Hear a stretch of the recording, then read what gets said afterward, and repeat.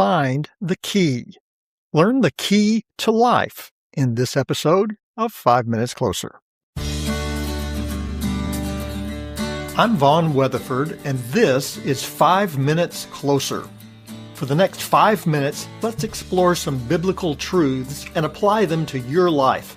No podcast, including this one, can transform your life or give you what you really need. Only Jesus can do that. You can find out why in what I've called the first five episodes of 5 Minutes Closer. Each following episode explores scriptural truths that, if you follow them, will bring you 5 minutes closer to the person God created you to be. Let's see if we can get you 5 minutes closer.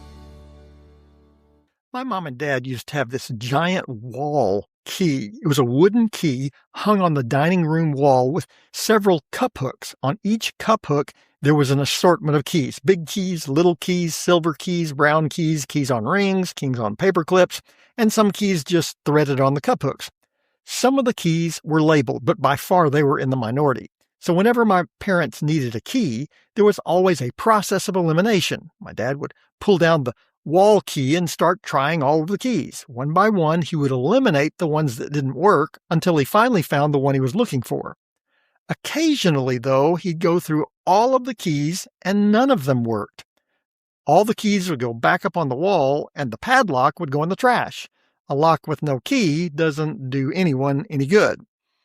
Paul wrote to the Galatian believers, warning them against adding anything to the gospel. They had begun going through the keys, so to speak, of religious ritual, in the mistaken belief that something other than a personal relationship with Christ would bring them into a right relationship with God. Those other keys wouldn't work. Only a relationship with Christ matters. Here's how Paul describes it in Galatians chapter 5, verse 6. For in Christ Jesus, neither circumcision nor uncircumcision counts for anything, but only faith working through love.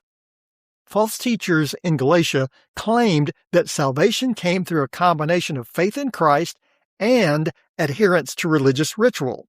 Paul flagged this teaching as not only wrong, but devastating. Here's how Paul describes it in verse 4. You are severed from Christ. You who would be justified by the law, you have fallen away from grace. Now, Paul's not saying that Christians could lose their salvation. In fact, he's saying the exact opposite.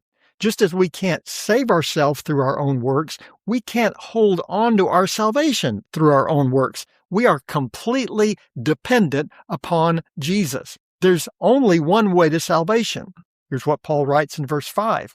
For through the Spirit, by faith, we ourselves eagerly wait for the hope of righteousness. This is the significant difference between what Jesus said and every other world religion. It's one of the most effective ways to share Christ with someone who holds another religious belief. Every other religious system is based upon what you do.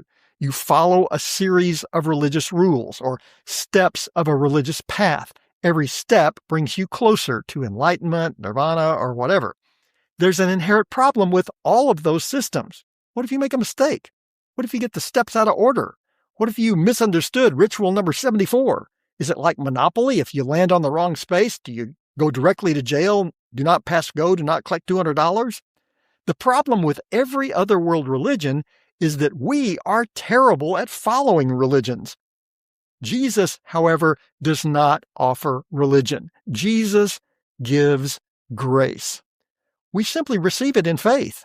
Faith has results, to be sure. It's expressed in love. Our faith in Christ is revealed in how we live. Our works don't save us. They're a result of the faith within us. This provides us with a security we couldn't have any other way. If I were hanging on to my salvation through what I do, I would always have to worry about whether or not I've got the strength. I'd constantly worry about those times that I inevitably would fall short. In Christ, that's not where our focus is. We don't fear the day we will stand before God. We look forward to it. We eagerly await that day, not because of anything that we have done, but because by faith we know we are accepted in God's grace. If it's up to us, we would never know.